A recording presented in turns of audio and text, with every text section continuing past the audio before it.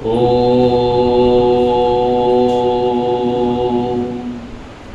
वन्देऽहं श्रीगुराश्रियुतो पदकमलं श्रीगुरान् वैष्णवांश्च श्रीरूपं साग्रजातं सहगणो। हरे कृष्ण कृष्ण कृष्ण हरे हरे, हरे राम राम राम हरे हरे। श्री गुरु प्रेमानंद सीतानाथ निताई गौर हरि बोल। श्री गुरु प्रेमानंद सीतानाथ निताई गौर हरि बोल। श्री गुरु प्रेमानंद सीतानाथ निताई गौर हरि बोल।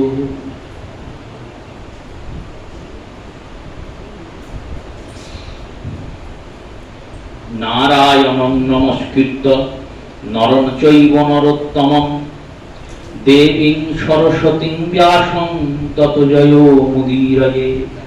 भक्तगोष्ठी संगे चैतन्य जय जय, शुनिले चैतन्य कथा भक्तिलभ्य হয়।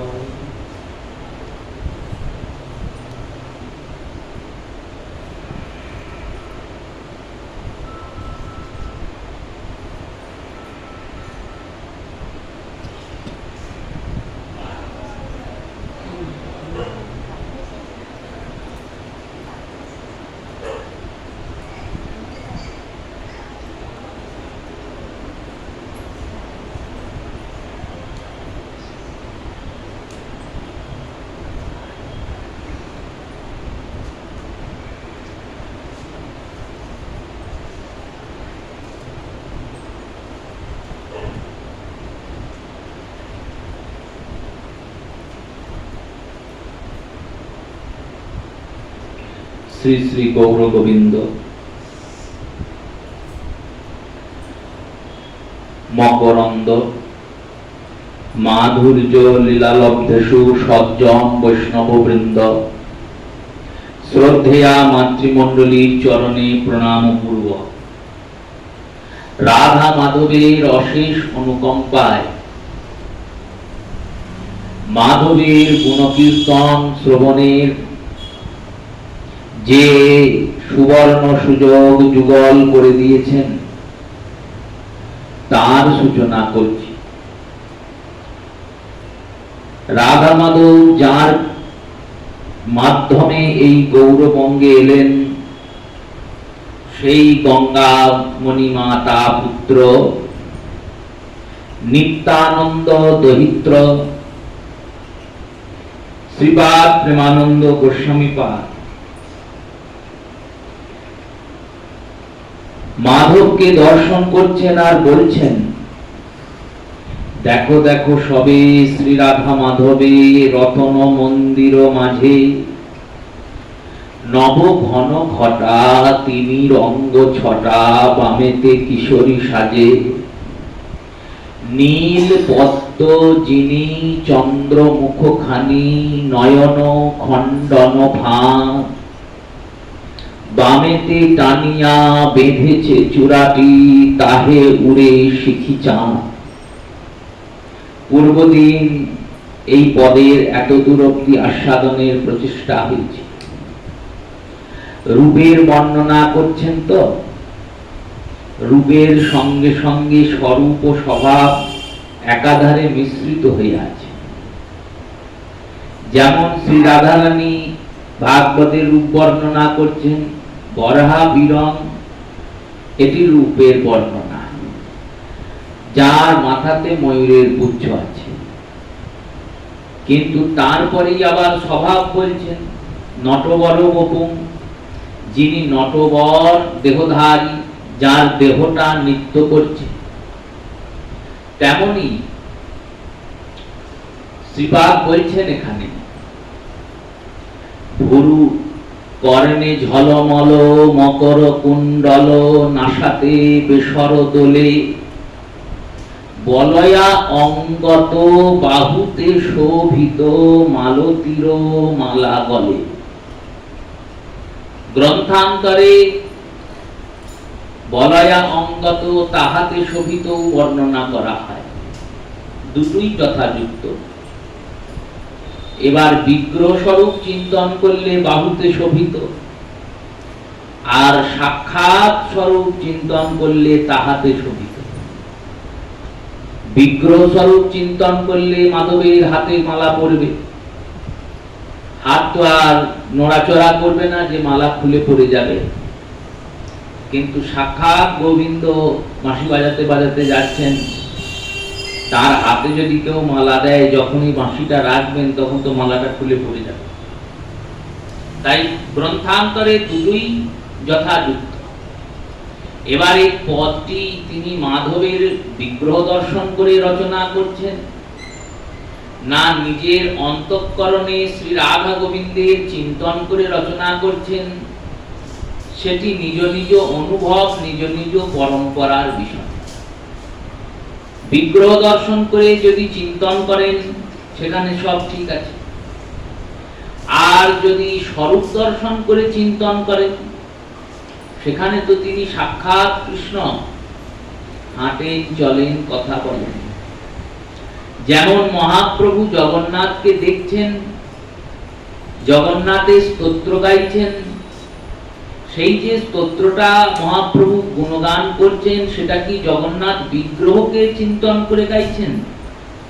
বলেন না, জগন্নাথকে কৃষ্ণ চিন্তন করছেন, আর সাক্ষাৎ ব্রজেন্দ্র নন্দন চিন্তন করে তিনি বলছেন, কদাচিদ কালিন্দিতুতে বেণু বিপিন বিনধ্য সুর ব্রহ্মা গণেশ শম্ভুস্ত অর্চিত জগন্নাথ স্বামী নয়ন পথগামী ভব তুমি।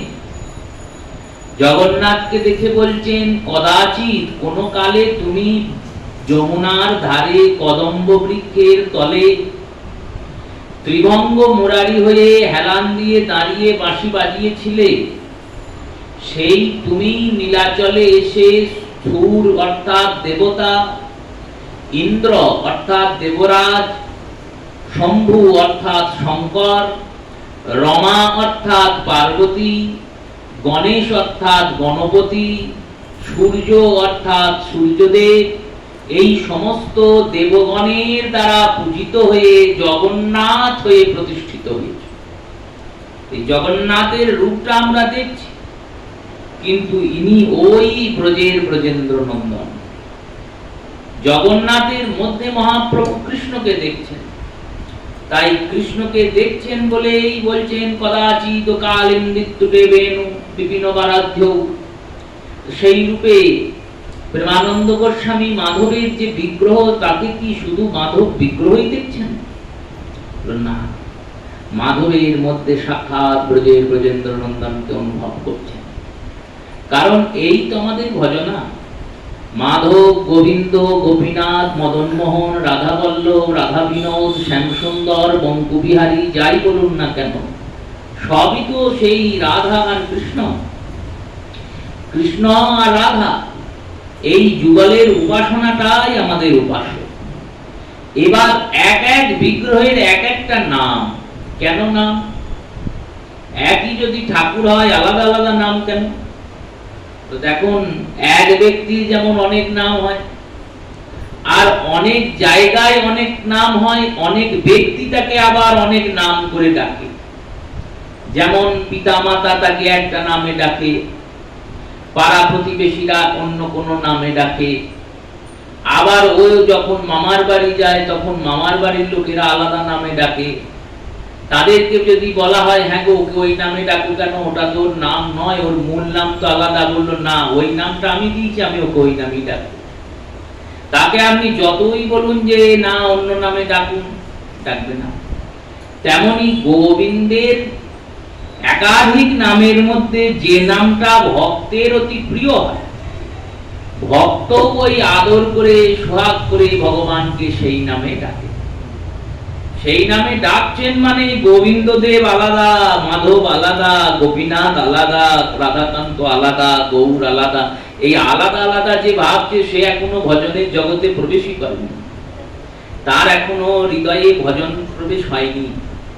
কৃষ্ণস্তু ভগবান স্বয়ং। আরে কৃষ্ণের সম্বন্ধে বলতে গিয়ে মহাজনগণ বলেছেন, কালীর মধ্যেও ইনি আছেন, শিবের মধ্যেও ইনি আছেন, দুর্গা, লক্ষ্মী, সরস্বতী সবার মধ্যে ইনি আছেন। আর সব থেকে বড় কথা, জগতে এমন কিছু নেই যার মধ্যে ইনি নেই, কারণ হরি সর্বত্র আছেন। তস্মাদ হরিরাজন সর্বত্র সর্বদা, সুখদেবের জয়ঘোষ ভাগবতে। ইনি সর্বত্র আছেন। সর্বত্র মানে যেখানে তুমি আছো সেখানে আছেন, যেখানে তুমি নেই সেখানে আছেন, যেখানে কেউ আছে সেখানে আছেন, যেখানে কেউ নেই। অন্তরিক্ষ, কেউ আছে অন্তরিক্ষে, কোন মানুষ, কোন জীব, কিন্তু সেখানেও গোবিন্দ আছে সর্বত্র। তস্মাদ হরিরাজন, হে রাজন, সেই হরি সর্বত্র আছেন। শুধু সর্বত্র আছেন তাই নয়, সর্বদা, সব সময় আছে। ভগবানের বিভূতিটাই তো এরকম, এখানে আছেন ওখানে নেই তা নয়, সর্বত্র আছেন, সর্বদা আছেন। সেই হরি মাধব, সেই হরি গোবিন্দ, সেই হরি গোপীনাথ। ভেদ বুদ্ধি করলে ভজনের মধ্যে প্রভাব আসে। যেমন প্রত্যেক মায়ের নিজ নিজ সন্তান, ছেলে মেয়ে, তারা নর শিশু বা পশু পাখিদের শাবক, সব পশু পাখিদেরই শাবক আছে একটা একটা করে, সবাই একটা একটা করে সন্তান আছে। সেই সন্তানগুলো যেমন আলাদা আলাদা দেখতে, আলাদা আলাদা নাম, আলাদা আলাদা রূপ, কিন্তু সবাই তো সমান। তেমনি গোবিন্দ, গোপীনাথ, মদন মোহন, এই বৃন্দাবনের যে গোবিন্দ তিনি মাধব, আবার মাধব যিনি তিনি বৃন্দাবনের গোবিন্দ। তাহলে আমরা ধামে যাব কেন? প্রশ্ন হতে পারে, বৃন্দাবন যাব কেন? ধামন্তর গত্বা দর্শনে ভজন বলম। ধামের গমন করলে ভজনের বল বাড়ে। আমরা ব্রজে যাই, তেমনি আবার ব্রজবাসীরা তারা ব্রজ থেকে গৌরমণ্ডলে আসে।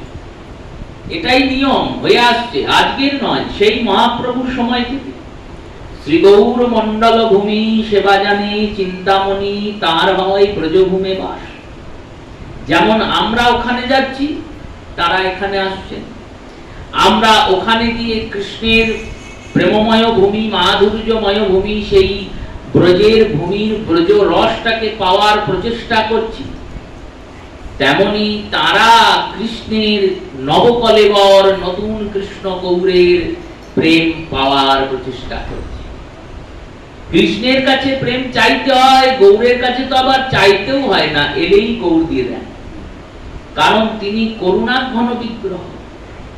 সেই মাধবকে দেখছেন আর প্রেমানন্দ বলছেন, কর্ণে ঝলমল মকর কুণ্ডল, কানে মকর কুণ্ডল দুলছে, নাসাতে বেসর দোলে।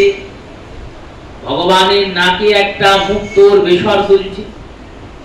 মা যশোদা বড় আদর করে গোবিন্দের নাকে এটা পরিয়ে দিয়েছিলেন। চৈতন্য চরিতামৃতের মধ্যখণ্ডে সাক্ষী গোপাল প্রসঙ্গে স্বয়ং নিত্যানন্দ প্রভু এই লীলার বর্ণনা করেছিলেন। চৈতন্য চরিতামৃতের মধ্যখণ্ডের দ্বিতীয় অধ্যায় আর তৃতীয় অধ্যায়, দ্বিতীয় অধ্যায়ে ক্ষীরচোরা গোপীনাথের বর্ণনা স্বয়ং মহাপ্রভু নিজ মুখে করেছেন, আর তৃতীয় অধ্যায়ে স্বয়ং নিত্যানন্দ প্রভু সাক্ষী গোপালের বর্ণনা করেছেন। এই সাক্ষী গোপালের লীলাতে নিতাই চাঁদ বলছেন, কটকের রানী এসেছেন সাক্ষী গোপাল দর্শন করতে। নতুন এক ঠাকুর এসে উপস্থিত হয়েছে, হাঁটতে হাঁটতে এসেছে বৃন্দাবন থেকে। মাহাত্ম্য তো ছড়াবেই।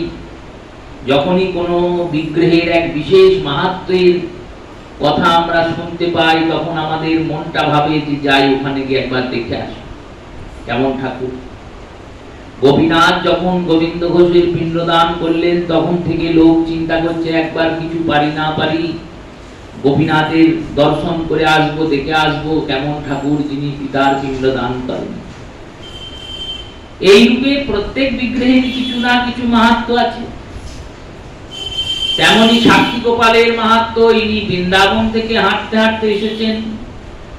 ছোট বিপ্র আর বড় বিপ্রের ঝগড়া। ছোট বিপ্র গিয়ে বলেছেন, তুমি সাক্ষী ছিলে, বড় বিপ্র আমায় কথা দিয়েছিল তার কন্যার সঙ্গে আমার বিবাহ দেবে। দুই ব্রাহ্মণ গিয়েছিলেন ব্রজে, বৃদ্ধ এক বিপ্র ব্রাহ্মণ আর তার সঙ্গে অতি যুবক এক ব্রাহ্মণ। অসুস্থ হয়ে পড়েছেন বৃন্দাবনে। যুবক ব্রাহ্মণ সেবা করেছেন। সেবা করার পরে সেবাতে তুষ্ট হয়ে বৃদ্ধ বলেছেন, আমার তো সেরকম কিছু নেই, তুমি যে সেবা করলে এরকম সেবা আমার সন্তানরাও করে না। আমার একটা বিবাহ যোগ্যা উত্তম সুন্দরী কন্যা আছে, আমি বাড়ি গিয়ে তার সঙ্গে তোমার বিবাহ দেবো, তোমায় আমি জামাই করব। ছোট বিপ্রের মনে এসব ছিল না। তিনি বলছেন, না না, ওইসবের প্রয়োজন নেই, না, তোমার মতো জামাই পেলে আমার মেয়েও ভালো থাকবে, আমিও ভালো থাকবো। এই গোবিন্দের সামনে আমি কথা দিয়ে গেলাম, ইনি সাক্ষী রইলেন। এবার বাড়ি ফিরে এসেছে দুইজন। কিছুদিন পর ছোট বিপ্র গিয়ে উপস্থিত হয়েছেন বাড়িতে বড় বিপ্রের। কথাবার্তা হয়েছে। কথাবার্তা হওয়ার পর বলছেন, আপনার কথা দেওয়া আছে, আপনার কন্যাকে বিবাহ, তাহলে কবে দিনক্ষণ করবেন? আমার বাড়ির লোকজনকে নিয়ে আসি। বলল, কিসের কথা? ওখানে কথা দিয়েছিলাম, ওখানকার কথা ওখানেই শেষ। ঝগড়া অনেক দূর গড়িয়েছে। শেষমেশ বৃদ্ধ বলেছেন, কোন সাক্ষী থাকলে নিয়ে এসো, তবেই মানব। ইনি ভাবছেন, গোবিন্দ ছাড়া তো কেউ সাক্ষী নেই। বৃন্দাবন গিয়েছেন, গোবিন্দকে বলছেন, কাঁদছেন যে তুমি তো সাক্ষী ছিলে ঠাকুর, তুমি যদি আমার সঙ্গে না যাও তাহলে তুমি যে সচ্চিদানন্দ সনাতন সত্য, সেটা লোকে আর মানবে না।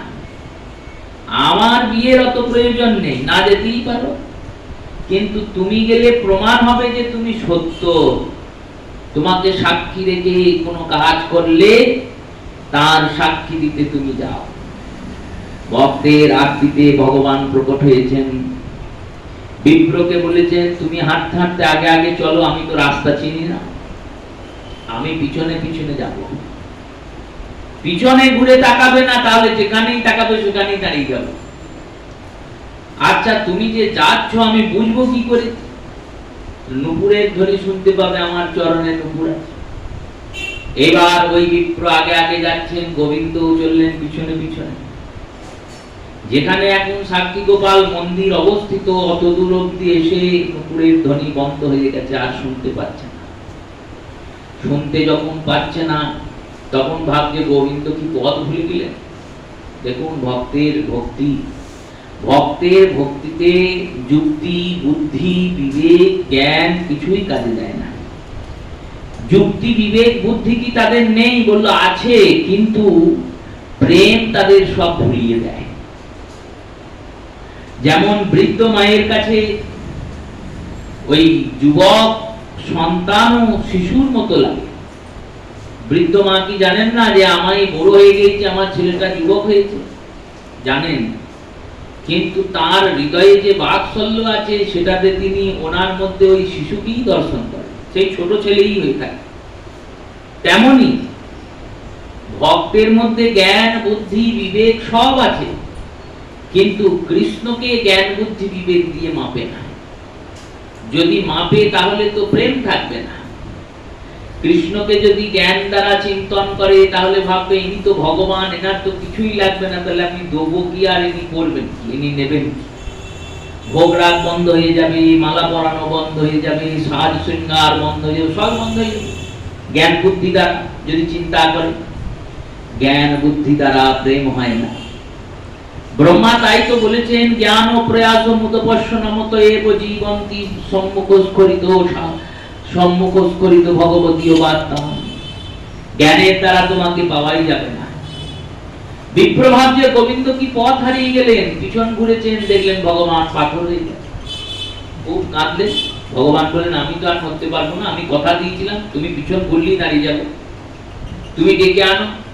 বেশ, দাঁড়িয়ে তো গিয়েছো, কিন্তু সাক্ষী কে দেবে? আমি সাক্ষী দেবো, ওটাও ডেকে আনো।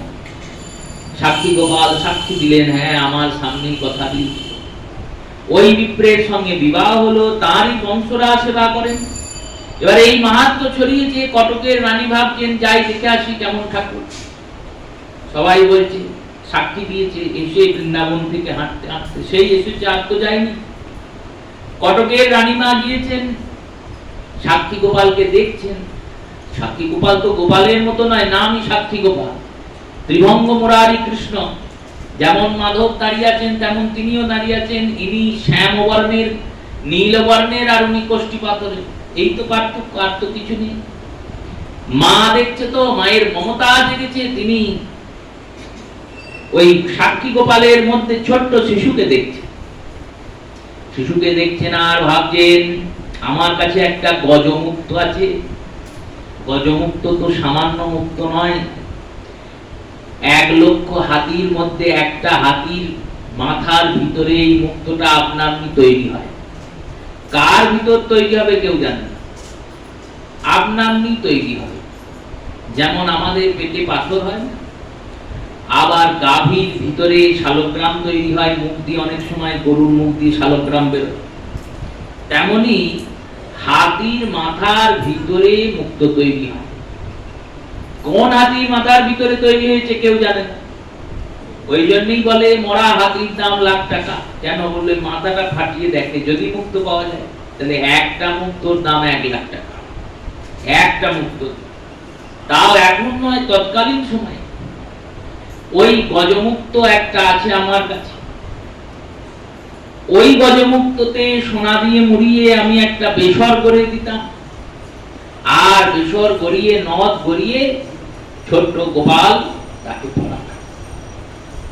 পরের দিনকে মুক্ত দিয়ে বেসর গড়িয়ে নিয়ে এসেছেন, ঠাকুর মশাইকে বলছেন নিন পড়িয়ে দিন। ঠাকুর মশাই দেখছেন, খুঁজছেন, বলছেন পড়ানো যাবে না। কেন? নাকে কোনো ফুটো নেই। নাকের গয়না পরাতে গেলে নাকে ফুটো করতে হবে, নাকে ফুটো নেই, পরানো যাবে না। আর বিগ্রহকে তো নতুন করে ফুটো করা যাবে না, কি করে হবে? তো আপনি দিয়ে যান, এটা অন্য সেবায় লাগবে। লকেট গলিয়ে গলায় পরিয়ে দেবো বললো। গলার জন্য তো আমি করিনি, আমি তো নাকে পরাবো বলেই চিন্তা করে নিয়ে এসেছি। তাহলে সুতো টুতো দিয়ে ঝুলিয়ে দেবো। তিনি বললেন না, আমার যেটা ইচ্ছা ছিল সেটা যখন হলো না, তখন আর পরিয়ে লাভ নাই। রানীমা বাড়ি ফিরে গিয়েছেন, রেখে দিয়েছেন। মনে মনে ভাবছেন হয়তো ভগবান আমার এই সেবাটা গ্রহণ করবেন না, তাই এরকম হয়েছে। রাত্রিবেলায় ভগবান কৃষ্ণচন্দ্র তাকে দর্শন দিচ্ছেন। দর্শন দিয়ে বলছেন, দেখো আমার নাকে ফুটো আছে। এই ফুটোটা কি করে হলো না, মা যশোদা অতি যত্ন করে আমার নাকে ফুটো করে দিয়েছে। আর নাকে ফুটো কেমন করে করেছে? নাসিকার দুদিকে ফুটো করেননি, নাসিকার মাঝখানে ফুটো করেছে। ফুটো করে সেখানে বেসর পরিয়ে দিয়েছিল। তুমি যেমন গজমুক্ত নিয়ে গিয়েছো, তেমন মা যশোদাও একটা মুক্ত আমার নাকে ঝুলিয়ে দিয়েছে। আমি যখন ঘোরাফেরা করতাম, নিঃশ্বাস প্রশ্বাস করত, ওই নিঃশ্বাস প্রশ্বাসে মুক্তটা দুলত, আমার রূপমাধুর্য আরো বৃদ্ধি পেত, মা দেখে আনন্দ পেত। তুমি গিয়ে কালকে দেখো। পুরোহিতজিকে বলছেন, ঠাকুর মশাই আমি এসেছি। কি ব্যাপার রানীমা? না, ওই মুক্তটা নিয়ে এসেছি। বললাম তো পরানো যাবে না, ফুটো নেই নাকে। আপনি একবার ভালো করে খুঁজে খাঁজে দেখুন, থাকবে। পুরোহিতজি বলছেন, প্রতিদিন আমি এই বিগ্রহকে ঘাটাঘাটি করছি, প্রতিদিন মালা পরাচ্ছি, শৃঙ্গার করাচ্ছি, আর কালকে আপনার সামনেই তো আমি দেখলাম নেই। তাও একবার দেখুন। যখন দেখছেন, হ্যাঁ, যে বিগ্রহের নাসিকাতে কাল অবধি ছিদ্র ছিল না, আজকে তার নাসিকায় সুন্দর ছিদ্র হয়ে গেছে। সেই নাকে বেসর করেছিলেন সাক্ষী গোপাল, আজও করেন। মাধবের নাকেও বেসর করছেন, প্রেমানন্দ পড়িয়েছেন। বলছেন, কর্ণে ঝলমল মকর কুণ্ডল, নাসাতে বেসর দলে, বলয়া অঙ্গত। বলয়ের মতো অঙ্গ, বলয় মানে গোলাকার। গোবিন্দের অঙ্গ কেমন? নবনীত কোমলম, ননির মতো কোমল। ভগবানের অঙ্গটা এমনই, যেটা দেখলে হৃদয়ে ভগবত প্রাপ্তির চিন্তন হয়, সুন্দরের সুন্দর, তাই তো তিনি শ্যাম সুন্দর। বলয়ের মতো অঙ্গ, একবারে গোল গাল, বলয়া অঙ্গত বাহুতে শোভিত, মালতীর মালা গলে। আর গলাতে কি আছে? গলাতে মালতীর মালা রয়েছে। সুন্দর করে সখীরা মালতী পুষ্প নিয়ে এসে গেঁথেছেন। বনফুল মালতী, মাধবী, মালতী, এরা সব বনের ফুল, কুঞ্জের ফুল। ভগবান ওই দামি বাগানের ফুল পরেন না। পরেন না কেন বললো? গোপীরা পাবে কোথায়? বাগান করবে, তবে ফুল হবে, তবে গিয়ে পরাবে। ওই কেনা ফুলের মালা গোপীরা কি মালা কিনে পরায়? বললো না, না, পরায় না। চিন্তা করে বনে তো কত রকম ফুল আছে, সেই ফুল দিয়ে মালা গাঁথে। আর মালাটাও গাঁথে কত সুন্দর। গোপীরা মালা যখন গাঁথেন তখন সুতোরও প্রয়োগ করেন না, ছুঁচেরও প্রয়োগ করেন না। আমরা তো ছুঁচে বিদ্ধ করে মালা গাঁথি। এখনো বৃন্দাবনে অনেক মন্দির আছে যে মন্দিরে ছুঁচ আর সুতের প্রয়োগ হয় না, অথচ মালা গাঁথা হয়। ছুঁচ সুতো প্রয়োগ না করে বিনা সুতোতে একটা ফুলের সঙ্গে একটাকে যুক্ত করে, একটা বৃন্তির সঙ্গে আর একটা বৃন্তিকে যুক্ত করে মালাকে গাঁথা হয়। ছুঁচের প্রয়োগ করে না কেন? চিন্তা করে এই ফুলগুলোও তো জীবন্ত, এরাও তো ভক্ত।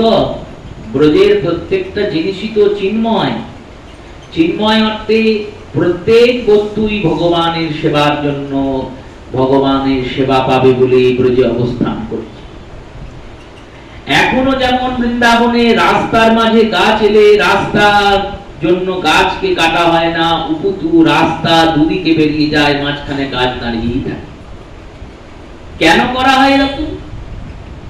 গাছগুলোও তো ভক্ত, তারাও তো ব্রজে এসে দেহ পেয়েছে। তাকে যখন আমি ছেদন করে সরিয়ে দেব তখন তার আঘাত লাগবে, আমার অপরাধ হবে। বৃন্দাবনে গেলে এই কারণে গাছের ফুল পাতা ছিঁড়তে নাই। তারা সবাই ভগবত ভক্ত, ভগবত ভজন সাধন করেছেন, করে কুঞ্জে গিয়ে ওইভাবে বৃক্ষলতা গুল্ম হয়ে জন্মিয়েছেন। সামান্য জন জড়জাগতিক জীব যে জন্মিয়েছেন বৃক্ষলতা গুল্ম হয়ে তা নয়। স্বয়ং উদ্ধব মহারাজ তিনি বলেছেন গোবিন্দকে, হে গোবিন্দ। রাধারানী চরণে গিয়ে বলেছেন, হে রাধারানী, যদি জন্ম দিতেই হয় কুঞ্জের দ্বারে আমাকে লতা গুল্ম করে জন্ম দিও। কুঞ্জের দ্বারে লতা গুল্ম হয়ে জন্মালে আমি যুগলের দর্শন পাবো, যুগলের পদধূলিতে আমি স্নান করতে পারবো। যখন তোমরা দুজন যাবে তখন ওই দুজন যখন যাবে তখন দুজনের সেই অপরূপ ঝাঁকি দর্শন হবে। তাই ব্রজের ফুলগুলি জীবন্ত বলে সখীরা ছুঁচ দ্বারা তাদের বিদ্ধ করেন না, সুন্দরভাবে মালা গাঁথেন। এই মালা গাঁথাটাও তো একটা শিল্প। 64 কলার মধ্যে মালা গাঁথা একটা কলা। যেমন সঙ্গীত, নৃত্য, অলংকার নির্মাণ করা, পরিবেশন করা, আরো বিভিন্ন কলা, 64 রকমের কলা আছে, 64 রকমের বিদ্যা। শ্রীমদ্ ভাগবতের একটা বিরাট সূচি দেওয়া আছে। ভগবান উজ্জয়ন গিয়েছিলেন তখন এই 64 কলায় পরিদর্শন পরিপূর্ণ হয়েছিলেন 64 দিনে।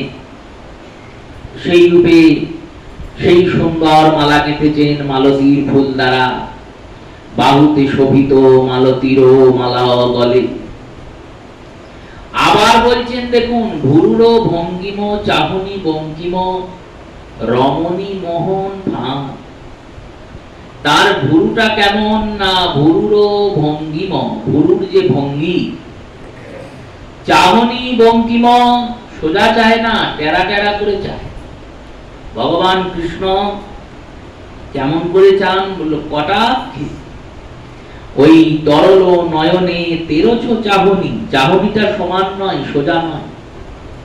ভুরুর ভঙ্গিম চাহনি বঙ্কিম রমণী মোহন পা, মুরলী উপরে কত শোভা করে সহদশ নখচাঁ।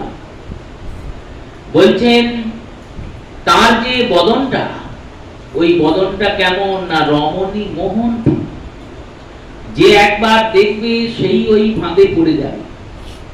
শ্রী রূপ গোস্বামী পাদ বলছেন নাটকের মতো সুন্দর করে লীলাকে প্রস্তুত করেছেন ভাগবতামৃতে। বৃহৎ ভাগবতামৃতে এক বৃদ্ধ গোপী নবীন এক গোপীকে বসিয়ে বসিয়ে বলছে।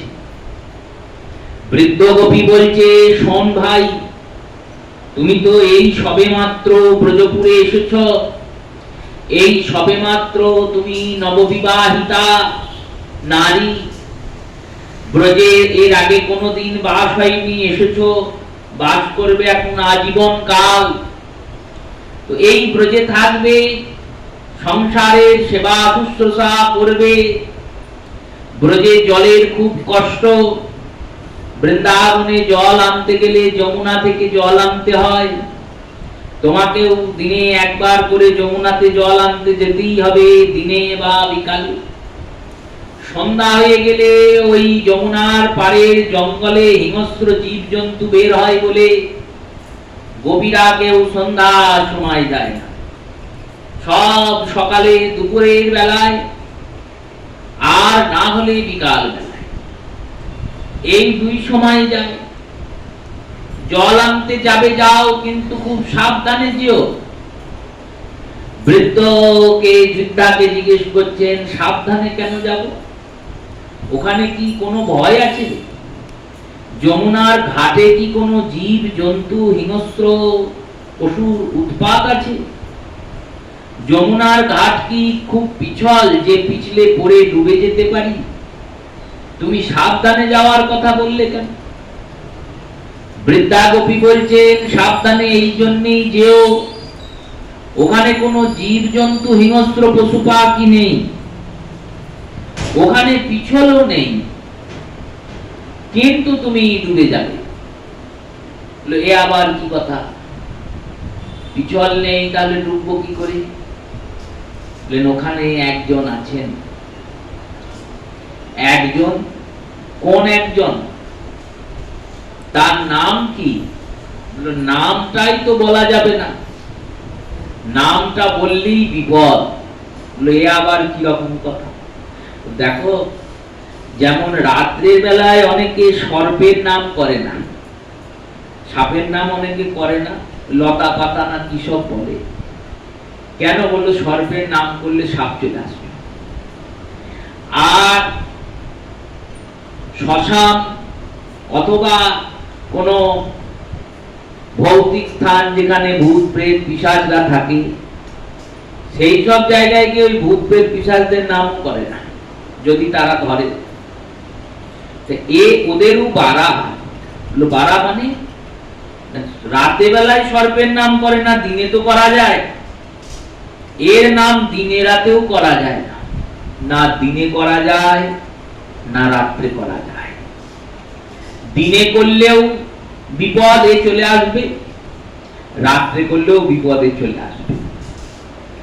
আর ভূত প্রেত পিশাচদের নাম তাদের জায়গায় গিয়ে করলে হয়তো তারা ধরবে, কিন্তু এর নাম তুমি যেখানে বসেই করো, এসে তোমাকে ধরে ফেলবে, নাম করতে দেবে, তাই নাম করা যাবে না। ওই রাধা রানীকে নিয়ে যখন বড়াই যাচ্ছেন নৌকা বিলাসে, জটিলার কুটিলা গিয়ে বড়াইকে ধরেছে। জটিলা কুটিলা তো চেপে দিতে চান না, দাঁড়িয়েছেন বড়াইয়ের রাস্তা ধরে। জটিলা তো জটিল, কুটিলা আরো জটিল। প্রথমে এসে বড়াই বলেছেন, শোন, আজকে মথুরার বাজারে বিরাট বাজার লেগেছে, ঘোলের দাম হয়ে গেছে দুধের সমান, আর দুধের দাম হয়েছে মাখনের সমান, আর মাখনের দাম তো আকাশ ছুঁয়েছে। তাই ঘোল নিয়ে গেলেও দুধের দামে বিক্রি হবে, আর দুধ নিয়ে গেলে মাখনের দামে বিক্রি হবে। আর মাখন ঘরে থাকলে তো কথাই নেই, প্রচুর টাকা উপার্জন হবে। এবার দুধ ঘোল মাখন নিয়ে যাদের সংসার চলে, তাদের কাছে গিয়ে যখন বলেছেন, তাদের মধ্যে লোক কাজ করছে, হ্যাঁ তাহলে তো ভালোই হয়। কে যাবে? কেন তোর বাড়িতে কি লোক নেই? বললো আছে, কিন্তু আমাদের বাড়ির যে ছেলে সে তো কোতোয়ালি করে, আয়ান কোতোয়ালি করে, সারা রাত জেগে বৃন্দাবন পাহারা দেয়। সারা রাত জেগে পাহারা দেয় বলে সারাদিন ঘুমোয়। রাতে যদি কেউ জাগে, দিনে ঘুমবে, তো সে তো যেতে পারবে না।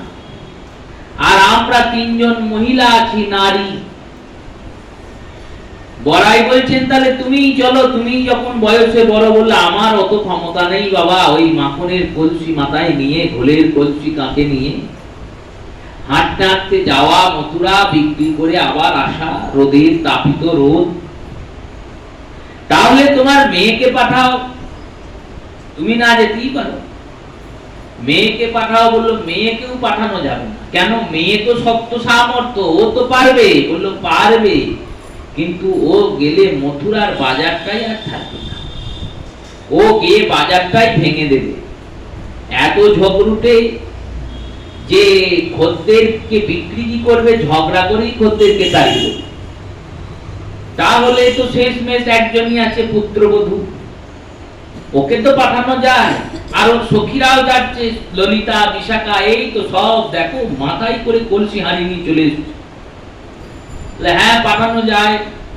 রাধারানীকে সাজিয়ে গুজিয়ে দিয়েছেন সখীরা। রাধারানী কৃষ্ণ সেবায় লাগবে বলে ঘোল, ঘি, মধু, দধি সব তৈরি করেছেন, নির্মাণ করেছেন।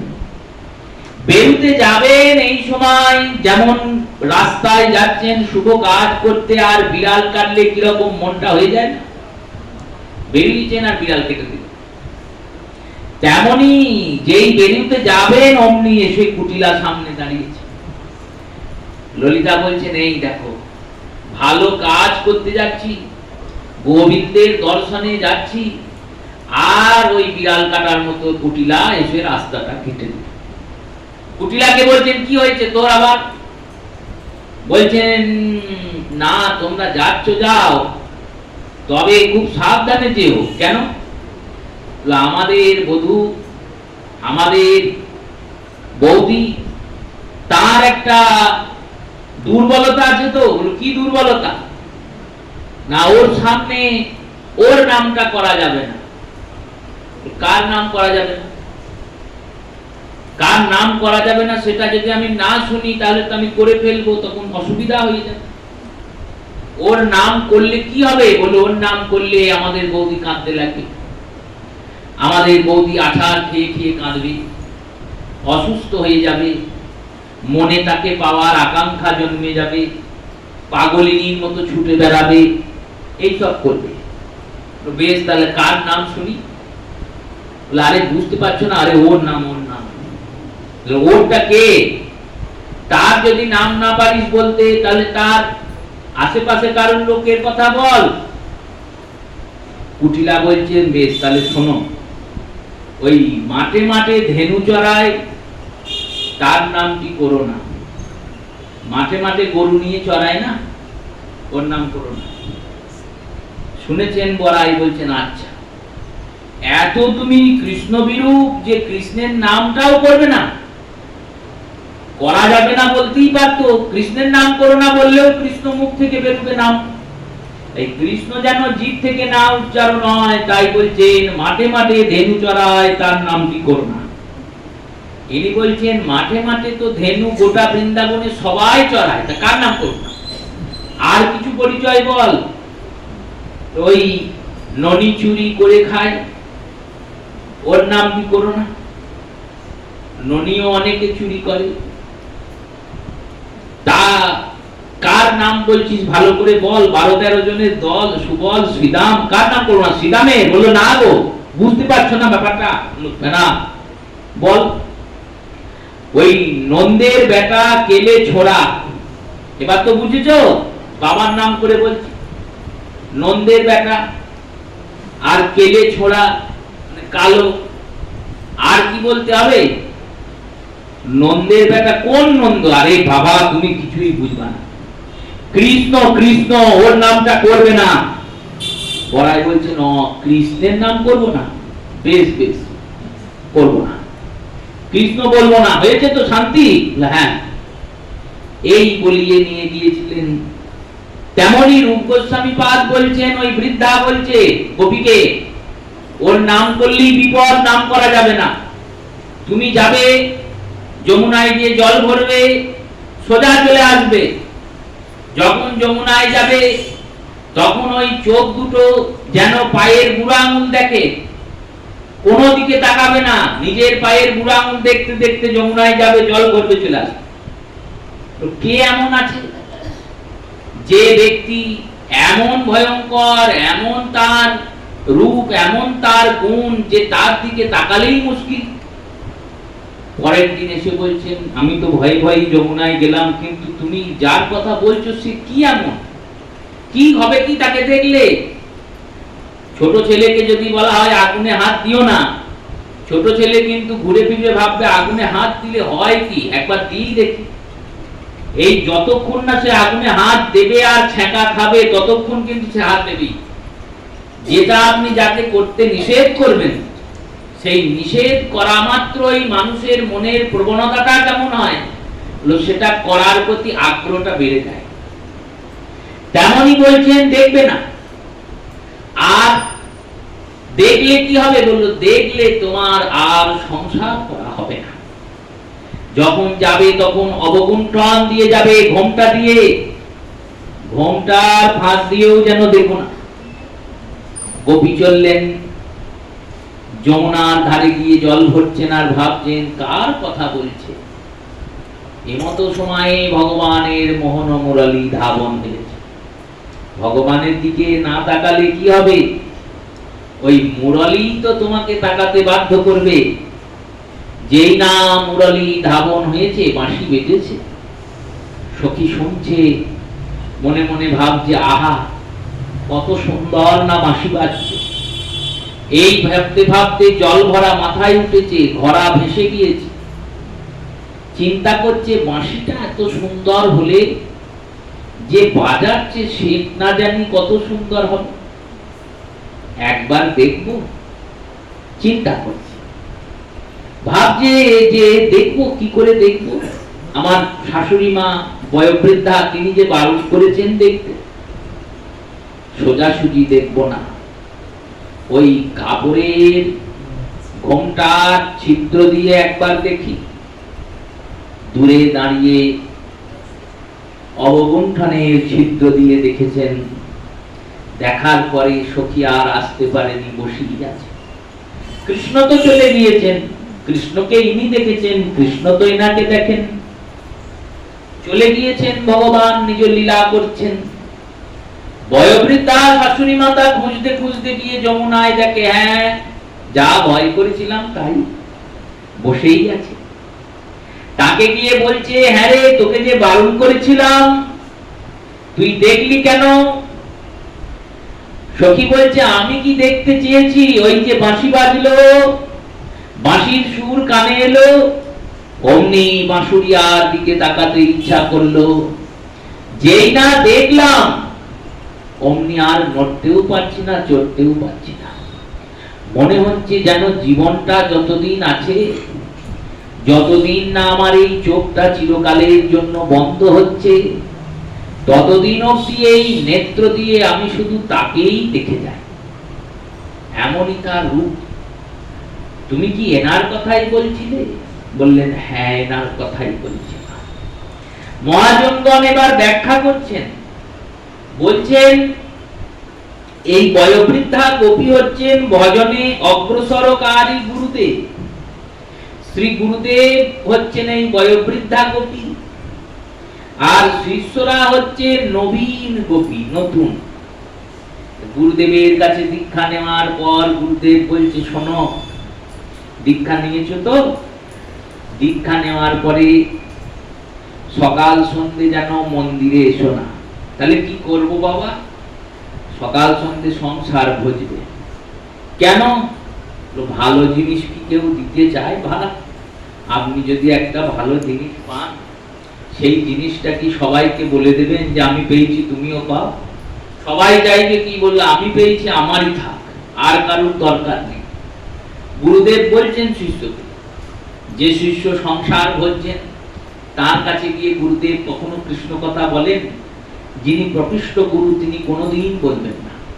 তিনি গিয়েই বলছেন, হ্যাঁ রে বাবা, ধান ভালো হলো, সে কথা পেয়ে গেল, এবার ওই ধান নিয়েই সারা রাত কাটবে। সে বলেই যাবে, এই ওষুধ দিয়েছিলাম, এই সার দিয়েছিলাম, এই জল দিয়েছিলাম, এই করেছিলাম। গুরুদেব সময় কাটাচ্ছেন, সন্ধে হয়েছে, রাত না হলে তো খেতে দেবে না। শিষ্য বাড়ি গিয়েছে, সন্ধে চা খেয়ে বসেছে, সন্ধেবেলায় সেও ফাঁকা এও ফাঁকা। ও চাষ করে এসেছে সারাদিন করে, গুরুদেব এসেছেন এতদিন পর বাড়িতে। আসার পরে ভাবছে গুরুদেবকে কি বলবো, তার তো জানাই নেই গুরু এলে কি বলতে হয়। গুরুদেব দেখছেন এ তো জানে না, একে ভালো জিনিস দিলে হবে না, একে ওই সংসার কথাই বলতে হবে। একটা যেই বলে দিয়েছেন অমনি শুরু করে দিয়েছে কথা। কোন বৃদ্ধ মা শিষ্য গিয়েছেন, যাওয়ার পর বলছেন মা স্বাস্থ্য ভালো আছে? বললো ভালো নাই বাবা, শরীর খুব খারাপ, এই রোগ ওই রোগ, রোগ গাইতে গাইতে রাত পার হয়ে গেল। এনারাই হচ্ছেন নবীন গোপী, এনাদেরকে চট করে ভগবত পথে নিয়ে যেতে চান না। সেই রকমই বৃদ্ধ গোপী বলছেন, যাবে যমুনায় জল ভরবে চলে আসবে, তুমি কিন্তু এদিক ওদিক চাইবে না। জীবনে আসবে, কর্মফলের ভোগ করবে, চলে যাবে, এদিক ওদিকে চাইও যেন কৃষ্ণের দিকে তাকিও না। কিন্তু কৃষ্ণের দিকে তাকাবো না বললে হবে কি? কৃষ্ণের বংশীনাদে যেমন গোপী মোহিত হয়ে গেলেন আর ভাবতে লাগলেন এত সুন্দর মাসি যে বাজাচ্ছে তিনি কত সুন্দর, তেমনি সংসারে আমরা এলাম কর্মফলের ভোগ ভোগান্তি ভুগতে। এ তো প্রথম আসিনি, এর আগে বহুবার এসেছি, আর এর পরেও বহুবার আসবো, আর এই কর্মফলেরই ভোগ ভোগান্তি ভুগবো, এটাই নিয়ম। তো এই আসা যাওয়ার চক্র চলছে, চলতে চলতে কৃষ্ণের বাঁশি তো এই যুগে শোনা যাবে না, কিন্তু কৃষ্ণের কথা তো শোনা যাবে। ওই কথা যদি একবার কানে গিয়ে পড়ে, তাহলে ইচ্ছা হবে যে যার কথা এত সুন্দর তাকে যদি ভজনা করা যায়, তাকে যদি পাওয়া যায়, তার কাছে যদি পৌঁছানো যায়, তিনি কত না সুন্দর হবে। তাই ভুরুর ভঙ্গিম চাহনি বঙ্কিম রমণী মোহন ফাঁদ, যিনি একবার দেখবেন তিনি ওই ফাঁদে পড়ে যাবেন। কুবজা আজীবন ধরে কংসের মাথায় চন্দন দিচ্ছে, প্রতিদিন সকালে চন্দন বাটে বেটে নিয়ে গিয়ে কংসের মাথায় দেয়। বছরের বছর সময়ের পর সময় পার হয়ে গেছে, কিন্তু আজকে জীবন পথের মাঝখানে কৃষ্ণ এসে দাঁড়িয়েছেন কুবজার পথ আগলে। আর কিন্তু কুবজা যেতে পারল না। কৃষ্ণের রূপটাই এমন, কুবজাকে সবাই বিদ্রুপ করে, কেউ কুঁজি বলে, কেউ কুবজা বলে। আর কৃষ্ণ বলছেন সুন্দরী, সুন্দরী বলছেন যখন, তখন কুবজা ভাবছেন আমি তো কোনোদিনই সুন্দর নয়, কেউ কোনোদিন বলেনি, তাহলে এও আমাকে বিদ্রুপ করছে, এও আমাকে ব্যঙ্গ করছে, এ কেমন ঠাকুর? সবাই যে বলে ইনি করুণাবান, করুণাবান হয়ে লোককে কষ্ট দেওয়াটা করুণা। আমাকে যে সুন্দরী বলে গালাগালির থেকেও বেশি দিচ্ছে, আমি তো দেখতে খারাপ, কেউ ভালো বলে না, তাহলে সুন্দরী বলছে কেন? গোবিন্দ বলছেন আমি তো বাইরের রূপ দেখে বলি নাই, আমি ভিতরের রূপটা দেখে বলছি। কুবজা ভাবছেন ভিতরটাই বা সুন্দর হলো কি করে? সুন্দর যদি হতো তাহলে সাধু গুরু বৈষ্ণবদের সেবা করত। যদি আমার মনটা সুন্দর হতো, আমি কি করি না, আমি তো কংসের সেবা করি, পাপীর সেবা। বললো ওটা তো তুমি পেটের দায়ে করো, কিন্তু মনে প্রাণে তুমি তো দিনরাত গোবিন্দের চিন্তা করো। সেই কুবজাকে সুন্দরী করলেন, তাকে মহাপটরানী করে মথুরায় শোভিত করলেন। তাই যিনি একবার দেখবেন তিনি দাঁড়িয়ে যাবেন, আর তার কিছু দেখতে ইচ্ছা করবে না। রাধারানী বললেন না, দেখে এলাম তারে সই, দেখে এলাম তারে, এক অঙ্গে এত রূপ দুই নয়নে না ধরে। কালী আলিও বদনখানি চন্দনেতে মাখা, আমা হইতে মান কুল শীল নাহি গেল রাখা। বেঁধেছে বিনোদ চূড়া নবগুঞ্জা দিয়া, তাহার উপর ময়ূর পাখা বামে হেলাইয়া। মোহন মুরলী হাতে কদম্বে হেলন, আমি রূপ দেখে আমি তাহা হলাম অচেতন। তাই রূপ দর্শন করলেন আর নিস্তার নেই, এমনই রূপের মোহন আকর্ষণ। ভুরুর ভঙ্গিম চাহনি বঙ্কিম রমণী মোহন ভান। মুরলী উপরে কত শোভা করে সহদশ নখ চাঁদ। হাতে একটা মুরলী আছে আর মুরলীটাকে 10টা আঙুল দিয়ে বাজাচ্ছে। এই 10টা আঙুলের মধ্যে 2টো আঙুল মুরলীর তলাতে আছে, আর 4টে 8টা আঙুলের একবার উঠছে একবার নামছে, একবার উঠছে একবার নামছে। আকর দান করছেন, অলংকার দান করছেন মহাজনগণ, বলছেন চাঁদ নেচে নেচে বেড়ায়। চাঁদ একটা নয়, আকাশে তো একটা চাঁদ আছে। প্রেমানন্দ বলছেন সহ 10 নখ চাঁদ। ওই মুরলীটার উপর 10টা নখ আছে, 10টা নখ এক একটা চাঁদের সমান। চাঁদ একটা চাঁদ নয়, একটা চাঁদ এত সুন্দর, 10টা চাঁদ যদি একসঙ্গে এক সরলরেখায় এসে দাঁড়িয়ে যায় কেমন লাগবে। আর কি করছে বললো, তারা নেচে বেড়াচ্ছে, একটা উঠছে একটা নামছে। কোথায় নেচে বেড়াচ্ছে না, মুরলীর রন্ধ্রে রন্ধ্রে। মুরলীর যে ছিদ্রগুলো আছে সেই ছিদ্রগুলোর ভিতরে একবার প্রবেশ করছে, ঢেকে দিচ্ছে ছিদ্রগুলোকে, আবার আঙুলটা যেই ছাড়ছেন অমনি ছিদ্র থেকে উঠে পড়ছে। দেখে মনে হচ্ছে সেই সুন্দর মুরলী নিয়ে ভগবান বাঁশি বাজাচ্ছেন, আর বাঁশির রন্ধ্রে রন্ধ্রে ছিদ্রে ছিদ্রে চন্দ্র নেচে নেচে বেড়াচ্ছে। মুরলী উপরে কত শোভা করে সহদশ নখ চাঁদ। এই মুরলীর অসীম ক্ষমতা তো। ভগবান মুরলীকে কেন বাজাচ্ছেন বলল, 2টি কারণে বাজাচ্ছেন। এক, মুরলী বাজিয়ে তিনি সখীদেরকে ডাকছেন, মুরলী বাজিয়ে তিনি রাধা রানীর গুণগান গাইছেন। আমরা যেমন করাগ্রে জপ করি জপমালিকায়, আমরা মালাতে জপ করি, সাধু গুরু বৈষ্ণবরা দিবারাত্র জপ করে যাচ্ছেন মহামন্ত্র। কৃষ্ণও জপ করে। কি জপ করেন? রাধা নাম 2টি মন্ত্র রসামৃতে পরিপূর্ণ, সদাচারে জপে গিরিধারী। জয় জয় রাধা নাম শ্রী বৃন্দাবন যার ধাম, যে নাম লয় তারে মই যাই বলিহারি। এই রাধা নাম জপ করেন ভগবান। জপ করেন কি করে?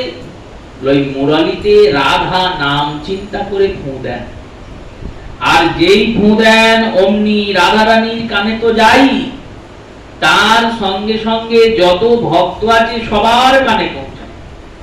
ভগবান সবাইকে শোনাবেন বলে বাঁশি বাজাচ্ছেন।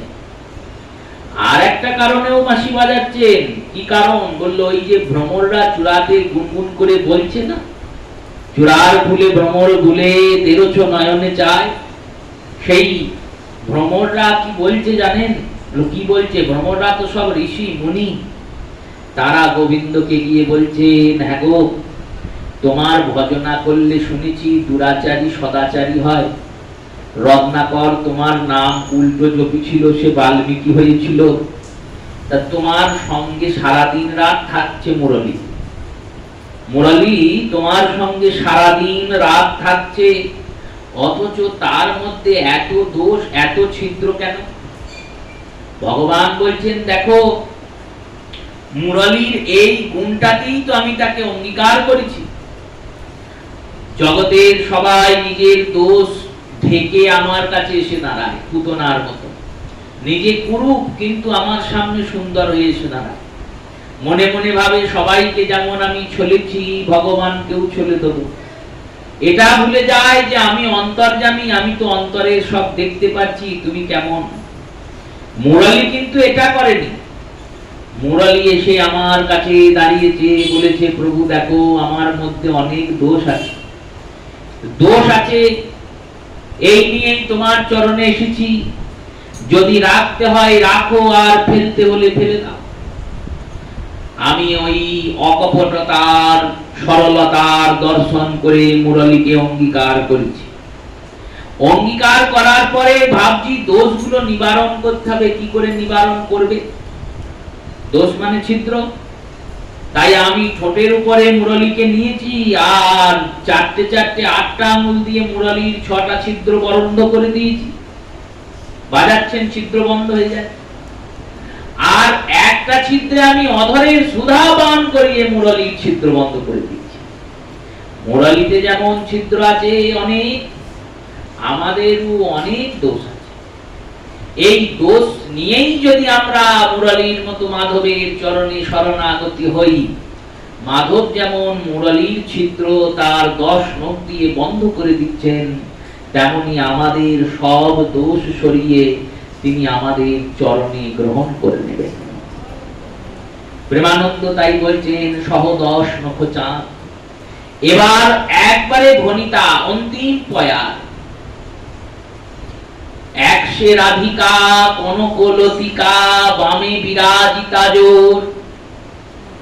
একজন রাধা রানী, তিনি কেমন না কনক লতিকা, কনক মানে সোনা, স্বর্ণের লতা। লতা কেন বললেন? লতা বলে তো রাধা রানী গুণাবলীকে খানিক কমতি করে দেওয়া হলো, বলল না, তা করা হলো না। সর্বপ্রথম লতা বলেছেন কারণ রাধা রানী স্ত্রী স্বরূপা, আর লতাও স্ত্রী স্বরূপা। বৃক্ষ বললে তো পুরুষ হয়ে যাবে। দ্বিতীয় কারণ কি? দ্বিতীয় কারণ লতা কাউকে না কাউকে অবলম্বন করে ওঠে। লতা কিন্তু কোনো না কোনো দণ্ড, কোনো না কোনো বৃক্ষকে অবলম্বন করে উঠে। এই রাধা রানী হচ্ছেন লতা স্বরূপা, সামান্য লতা নন, কনক লতিকা, কাঞ্চন লতা, কাঞ্চনের লতা। এই লতাটা কেমন? ইনি মাধবকে জড়িয়ে আছেন, তাই কনক লতিকা বামে বিরাজিতা জোর। ওই তমাল বর্ণের যে মাধব, ওই মাধবকে যেমন তমালের গায়ে লতা জড়িয়ে আছে, তেমনি মাধবের অঙ্গে রাধারানী সব সময় জড়িয়ে আছে। ঝুলন পর্ব শুরু হয়ে গেছে। 15 দিনের ঝুলন যেটা, সেটা নবদ্বীপে শুরু হয়ে গেছে। আমাদের এখানে 5 দিনের ঝুলন শেষের দিকে আসবে। ঝুলনের একটি লীলার বর্ণনা করে আমরা লীলা বিশ্রামের দিকে যাব। ঝুলনে সখীরা সাজিয়েছেন ঝুলন দোলনা, হিন্দল সেজেছে। এবার হিন্দল সাজার পরে গোবিন্দ বসেছেন, রাধারানীও বসেছেন, সখীরা দোলন দিচ্ছেন। ঝুলত রাধা মাধব সঙ্গে, ঝুলাওত সখীগণ নানাবিধ রঙ্গে। এবার যখন দোলনা দোলাচ্ছেন, তখন এক একটা কথা বলে বলে দোলাচ্ছেন। ললিতা বিশাখা সখী আদি বলছেন, ললিতা বিশাখা আদি যত সখী বৃন্দ, আজ্ঞাপাহি সেবিছে যুগল চরণার বৃন্দ। সেই সুন্দর দোলনায় দোলাচ্ছেন। রাধারানীকে বলছেন, দেখ আজকে তোর মনস্কামনা পূর্ণ হয়েছে। গোবিন্দ আর তুই নিভৃতে কত সুন্দর আনন্দের উপভোগ করছিস। রাধারানী কিন্তু গোবিন্দের কাছে নেই, দূরে বসে আছে। মনে মনে ভাবছেন, যদি আমি কৃষ্ণের কাছে গিয়ে বসি তাহলে সখীরা পরে আমাকে ব্যঙ্গ করবে, ঠাট্টা তামাশা করবে, কত রকমের কত কথা শোনাবে। তার থেকে আমি এখন সবার সামনে আছি যখন, তখন একদিকে বসে থাকি আর গোবিন্দ একদিকে বসে থাকবে, সম্মান সম্ভ্রম সুন্দর থাকবে। এই চিন্তা করে রাধারানী বসে আছেন ঝুলনের একটা দোলনার শিকল ধরে। গোবিন্দের মনে এটা ভালো লাগছে। তিনি ভাবছেন, যদি একটু রাধা সঙ্গ পেতাম।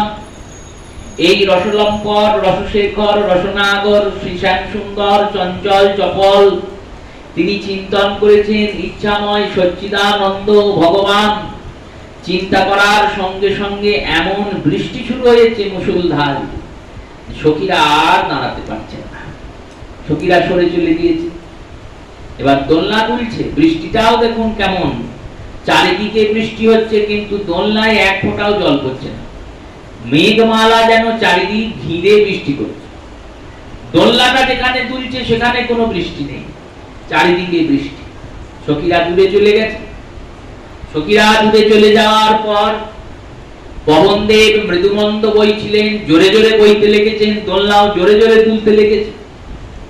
জোরে জোরে যখন দোলনা দুলছে তখন রাধারানী চমকে চমকে উঠছেন, ভাবছেন এই বাবা এত জোরে কি করে হয়ে গেল, এবার পড়ে যাব নাকি, পড়ে যাব নাকি। দোলনার শিকলটা ছেড়ে দিয়েছেন, ভাবছেন কি করব, পড়ে গেলে কি হবে, একটু শ্যামের কাছে গিয়ে বসি, শ্যামের কাছাকাছি গিয়ে বসলে যদি পড়ে যায় শ্যাম ধরবে। একটু কাছে গিয়ে বসেছেন, আর এর মধ্যে ঘন ঘর গা যত গরজত মেঘ, ঘন ঘর গরজত গরজত মেঘ, সুন্দর মেঘ ডাকছে গর্জন করে, গড় গড় গড় গড় করে। আর যেই না মেঘ দেখেছে বিদ্যুৎ চমকিয়েছে, জোরে একটা বাজ পড়েছে, কোথায় পড়েছে কেউ জানে না, ডাকছে। যেই জোরে বাজ পড়েছে রাধারানী আরো ভতক্রান্তা হয়েছেন, আরো ভয় পেয়ে গেছে। আবার আরেকটা জোরে বাজ পড়েছে, গোবিন্দের আরেকটু কাছে এসেছেন, আর একটু জোরে যখন বাজ পড়েছে ভয়ে মাধবের গলাটা জড়িয়ে ফেলেছে। সখীরা চারিদিকে রাধারানীর জয় দিয়েছেন, যুগলের মিলন হয়েছে। এই তো ঝুলন, সেই রূপে প্রেমানন্দ বলছেন ইনি ওই জোর, একশে রাধিকা কনক লতিকা বামে বিরাজিতা জোর, মাধব চরণ সেবেন রাত্র দিন, যুগল চরণ সেবেন রাত্র দিন, গোসাই প্রেমানন্দ ভোর। সেই প্রেমানন্দের আনিত ধন রাধা মাধব যাতে আমাদের সব সময় কৃপা করেন, কৃপা আমাদের কাটোয়ার উপর আছেই। তাই তো এতদিন ধরে এসে জামাই আদর খান, এতদিন ধরে এসে থাকেন, এতদিন ধরে জন্মাষ্টমী রাধাষ্টমী ঝুলনের মতো মহা উৎসব পালিত করেন কাটোয়াতে। সেই কৃপা যেন চিরকাল অক্ষুণ্ণ থাকে, চিরকাল আমরা গৌর মাধব রাধাকান্ত রাধা কৃষ্ণময় হয়ে যুগলের ভজনা করতে করতে যুগল চরণে যাতে রতি হয়, মতি হয়, সর্বশেষ ওই যুগল চরণে গতি হয়, এই রূপ বিলাস রাধারানী মাধবের চরণে জানিয়ে প্রত্যেক শ্রোতা মাতা ভক্ত বৈষ্ণব চরণে প্রণাম পূর্বক অদ্যকাল হরি কথা অবসর দিলাম। শ্রী গুরু প্রেমানন্দ সীতানাথ নিতাই গৌর হরি বল। আগামীকাল সখিয়াগ্রায় হরি কথা হবে, আগামী বুধবার মহাপ্রভু মন্দিরে পাঠ হবে। জয় জয় রাধে কৃষ্ণ।